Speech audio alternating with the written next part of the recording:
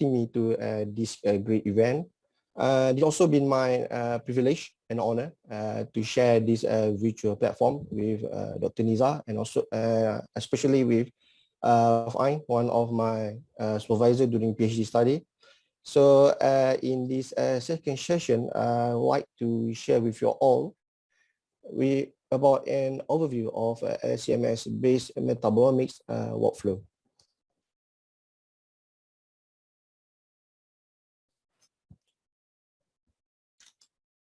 So yeah, thank you to Prof. Ain for the great introduction on today's topic. I think it makes my task a bit easier, so I can skip that introduction on metabolomics part. So I begin with liquid chromatography, MS Spectrometry, or you could say LC-MS, and these figures schematic of LC-MS workflow for plant metabolomics provide an overview of LC-MS-based metabolomics. So liquid chromatography, mass spectrometry, is a system that couples liquid chromatography with mass spectrometry. So liquid chromatography, as we know, the function is for metabolite separation, and commonly use CAT column to operate at reverse phase, especially to retain a non-polar metabolite, as well as Healy column, which focus on the polar metabolites. And for the mass spec, we have three main components: ion source, mass analyzer, and detector. So the common mass spec, or perhaps we could see the current mass spec mostly in the tandem mode, which could provide the fragmentation of any molecule. So during the fragmentation, not only the parent ion could be detected, but as well as the daughter ion. So this will facilitate us to identify metabolite more accurately, not just relying on the mass accuracy of the parent ion itself. So we go to the next slide. So these are the example of technology in mass spectrometry. So the here we could see some of the tandem mass spec. I mean the mass spec that could provide the fragmentation. Normally in a hybrid, for example, QTOF, quadruple time of flight, or linear triple quadruple with Orbitrap, and also quadruple with ion trap.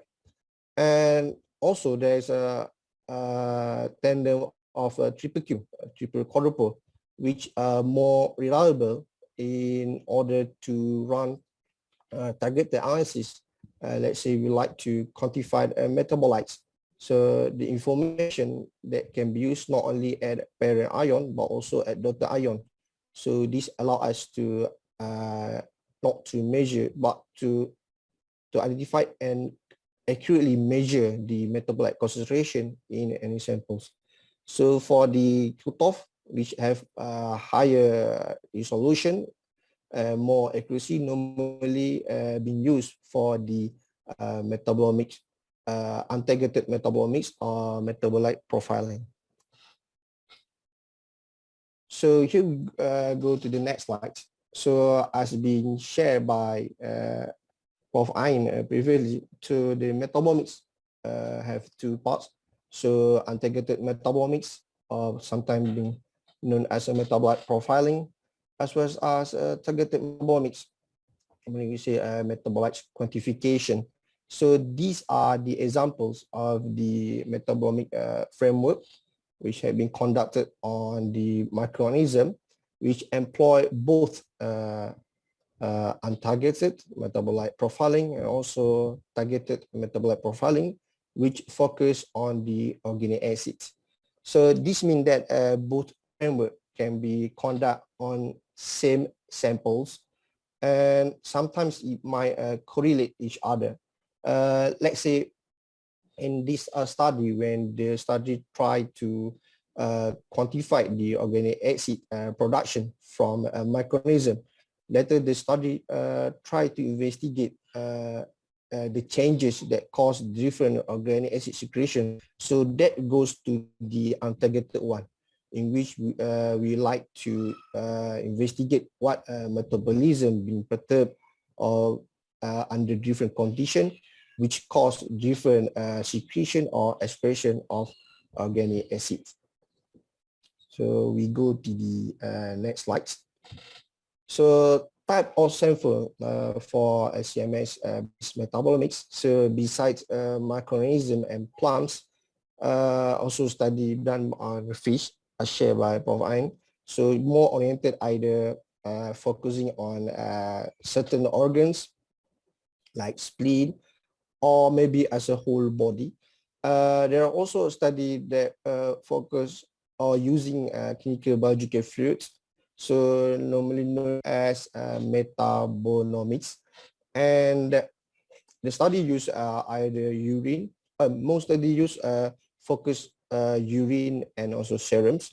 So as we know, urine is we could say the waste metabolism from a host, which also contains some core metabolites from any gut microorganism, whereas serums will contain some lipids. So combination information from urine and serum perhaps could give us some insight, or we could say as a metabolic signature on the host and what a possible metabolic state of the host. So next we go to the example of sample extraction. As we all know, metabolomics are quite, we call it critical and heavily influenced by numerous factors compared to the proteomic and transcriptomic. So it is required for the, let's say, for the sample preparation like grinding to be in a fast manner and facilitate with liquid nitrogen to do the quenching process as to freeze the metabolic state of the samples. And following that, the extraction, normally we use liquid extraction or solid liquid extraction.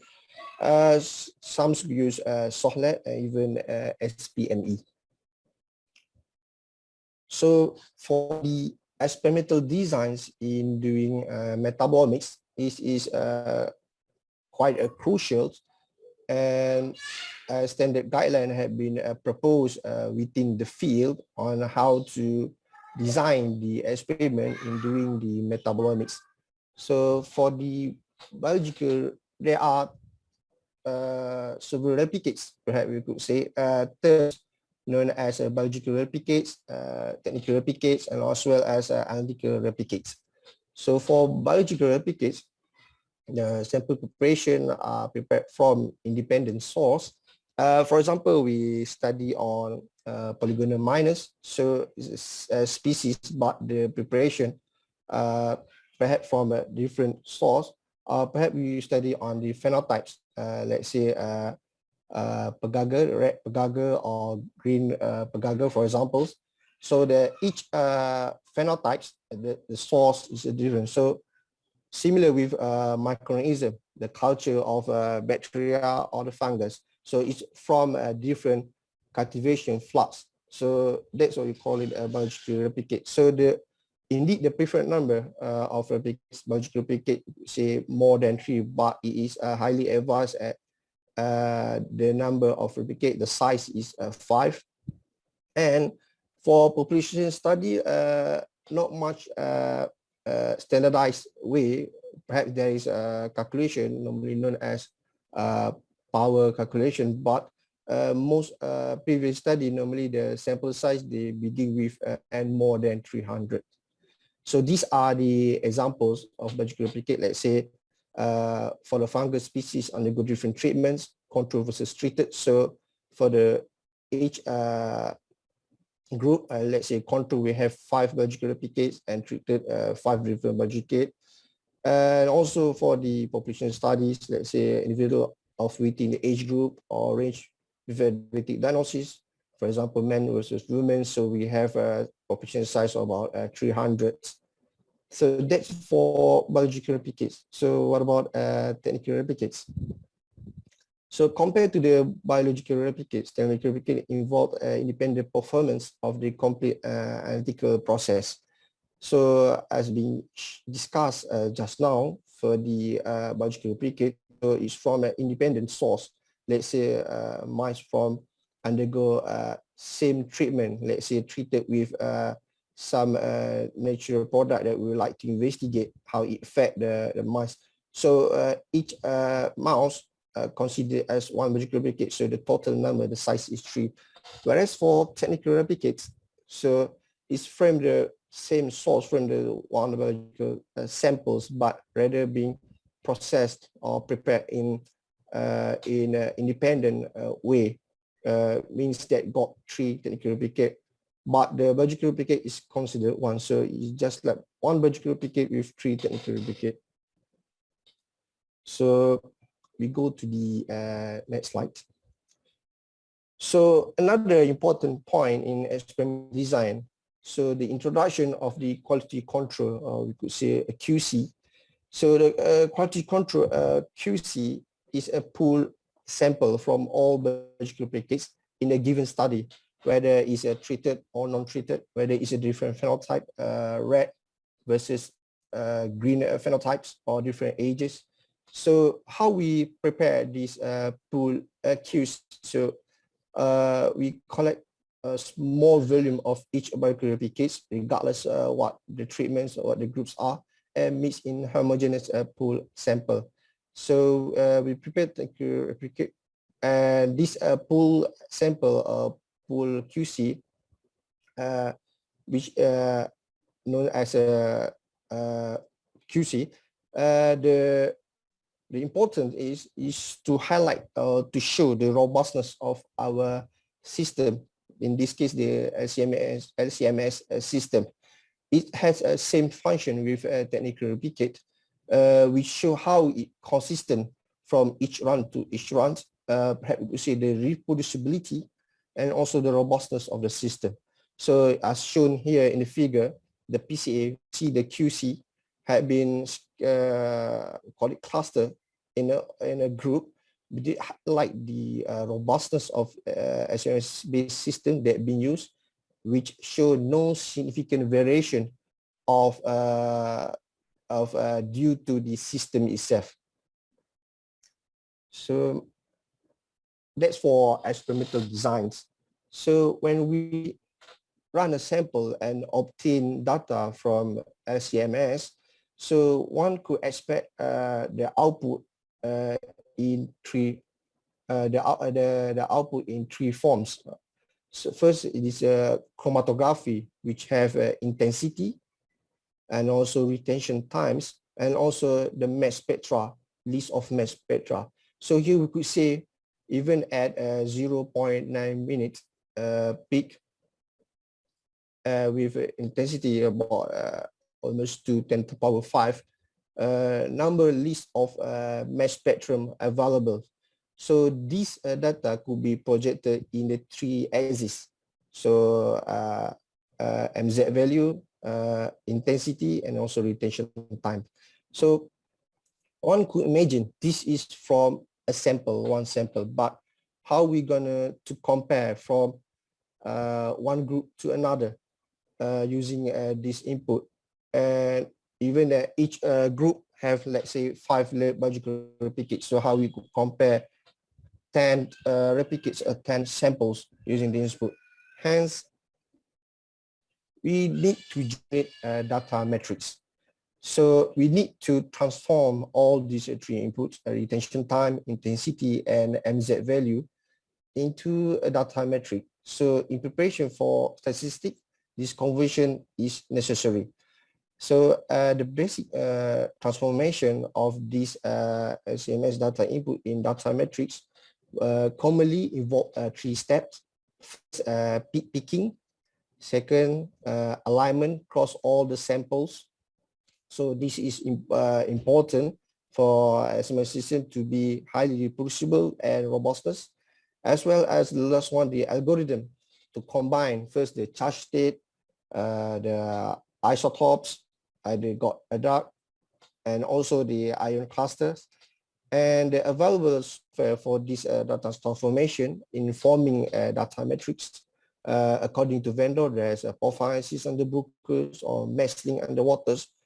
We have also open source that available, such as Metabolomics, SMS, MZMine, that can help us to transform the data input from SMS system into data metrics.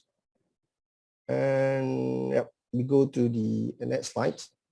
So upon forming the data metrics, normally pre-treatment of the data need to be carried out. So first is normalization, is to reduce the systematic variation between each samples, specifically due to the system itself. So the common approach that have been conducted at, in biosis, so normally we spike internal standards such as gallic acid, gallic acid, riboflavin, etc. in all samples, regardless which group, either treated, non-treated, we spike in all samples. So here we could see the figure that shown here, the consistency of a peak that represent from a spike of gallic acid in all samples. And this is another point that highlight the robustness of the SMS, which is important, and later be used to normalize samples, because as you could see, there different samples have different spectrum, different chromatography, as you could see here, but the spike sample are needed to normalize all these samples to eliminate the possibility variation due to the system itself. So another way, besides using internal standard that spike into all samples, we use a relative abundance, which is also commonly be used by adjusting the ion intensity based on their ratio to the internal standards. Other approach, like normalized to constant sum, normalized to reference samples, and also sample-specific normalization, either using dry weight or tissue volume. In data pre-processing, besides normalization, most people like to scale their data metrics. So the common one is auto-scaling, rescaling, and Pareto, which have different goals. So it depends the needs of the research itself, how to structurize the data. So either to focus on answering, correlating with the phenotype, or would like to consider all metabolites in the sample have a same impact.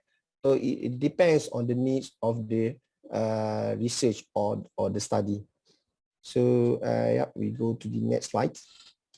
So as we discussed just now, there are several software that are available online that could help us to provide this not only data transformation, but also pre-processing, including normalization, scaling, as well as transformation.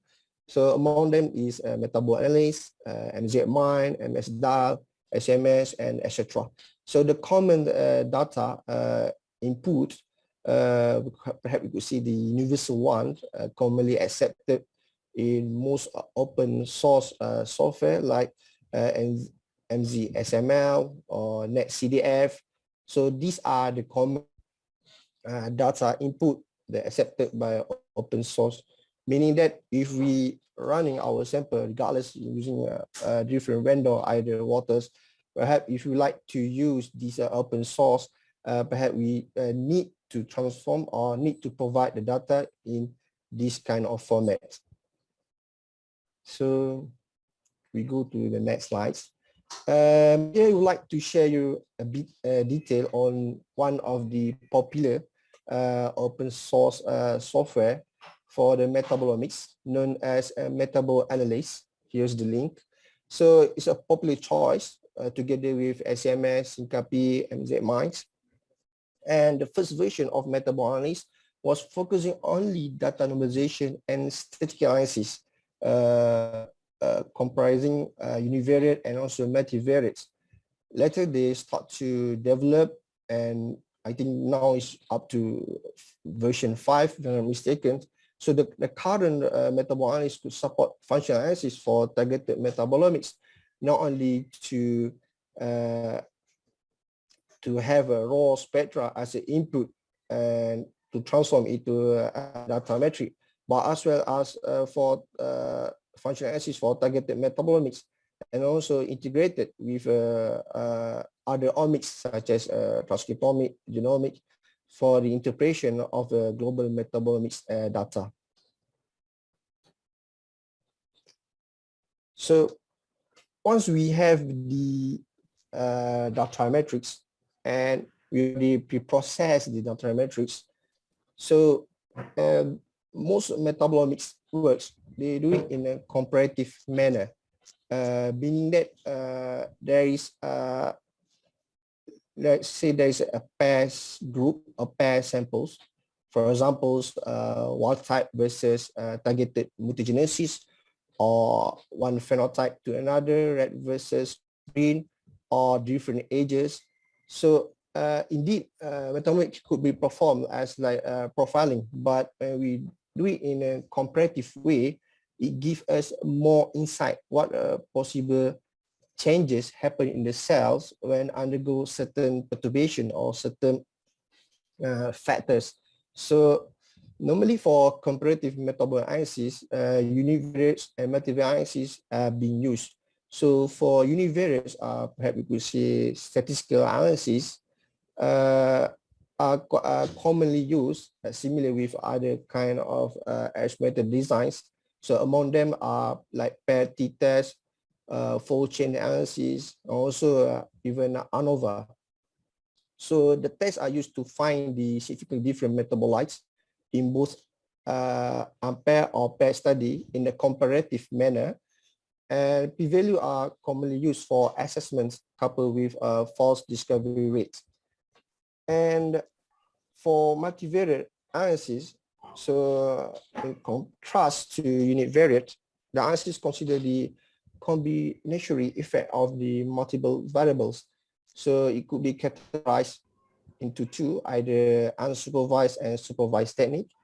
So for the unsupervised, the most popular choice are PCA, principal component analysis, as well as SOM, self-organizing map.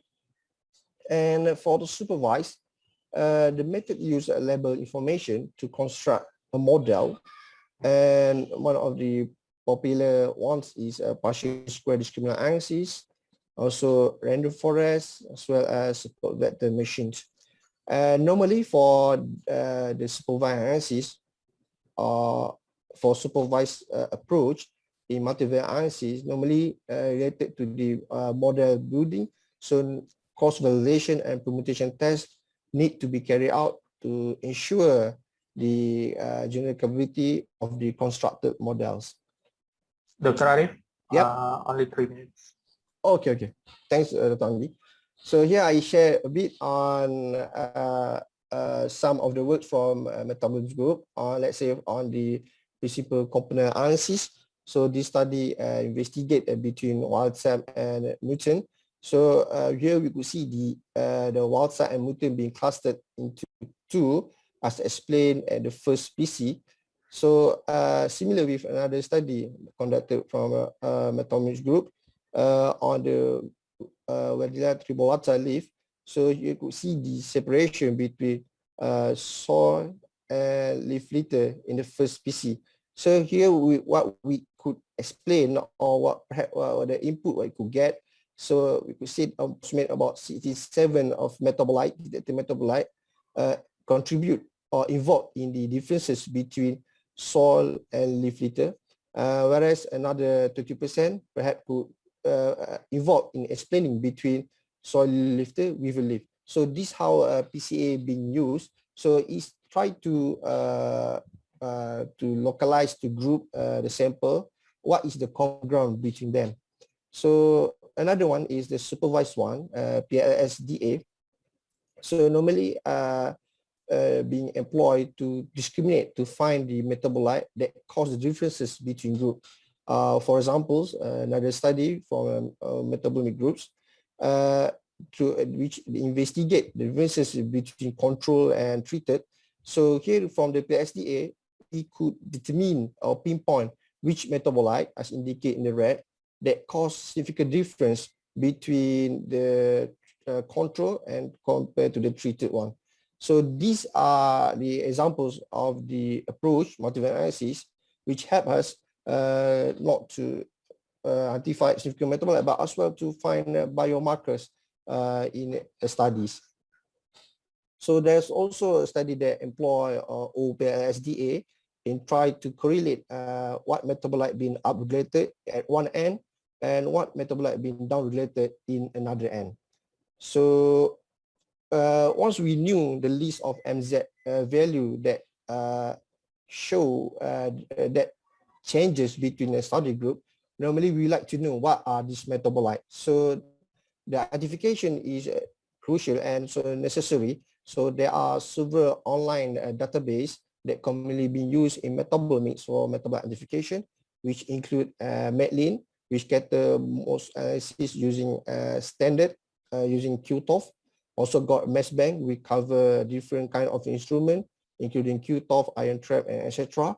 And also we have an in silico calculation from the MedFrap, which the metabolite could not be identified, perhaps in silico calculation, which require not only information at parent ion, but also daughter ions.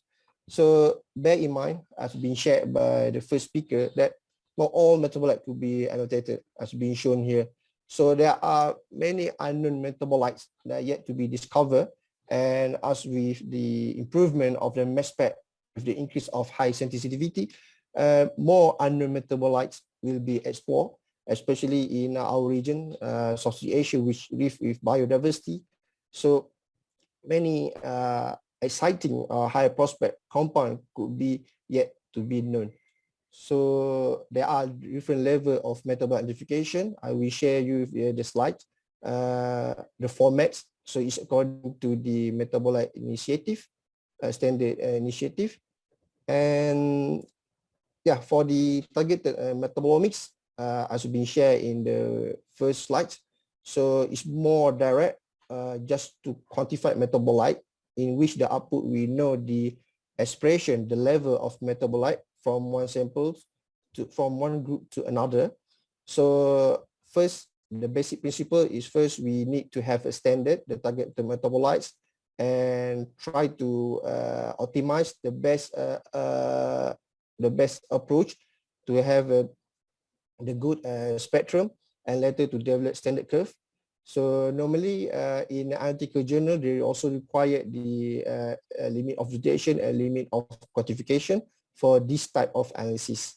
So as be shared by the first speaker, the goal, perhaps the ultimate aim in metabolomics is to have a metabolic network, a pathway, a part of system biology. So when we compare with other omics, perhaps the could give us a more significant story inside what actually happened, not only at metabolomic or also phenotype level, but also at the proteomic, transcriptomic level, how the expression correlate with the changes at metabolite levels. So these are the example of the network that been visualized using the metabolomics input along with targeted enzymatic assay. So the diagram could be drawn either using Vanted or even in a metabol analysis. Also, there's a study not using any software, but rather try to visualize the pathway. For example, this one, which try to differentiate between control and active fraction, how the expression differences and how it happened in a network, in a pathway. So it gives us some insight overview what could actually happen.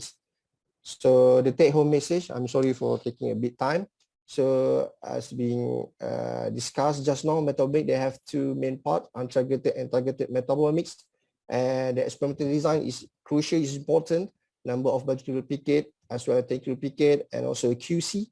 And data pre-processing using either vendor software or available online database. multivariate analysis in order to find biomarkers, metabolite identification, as well as metabolic network. So I would like to say thank you first to the host for inviting me to this such great event, to the Metabolomic group from Metabolomics. Most of the work study be shared is from the Metabolomic groups. I would like to extend the acknowledgement to Embraces, research fellow, officers, lab members, especially my PhD supervisor. Thank you. Yeah, back to you, Dr. Andy. Okay, thank you very much, Dr. Arif, for the insightful presentation. Very technical and a lot of help for us.